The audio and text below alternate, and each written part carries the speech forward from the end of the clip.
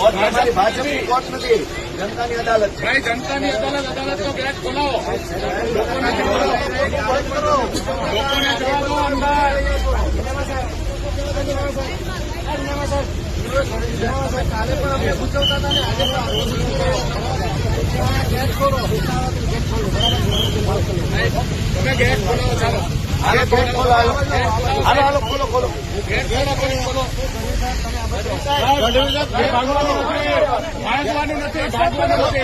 ભાગવાનું નથી તમે ખોટા ખોટા ફોન ઉપર વાત તો કરો આ ખોલો ગેટ ખોલો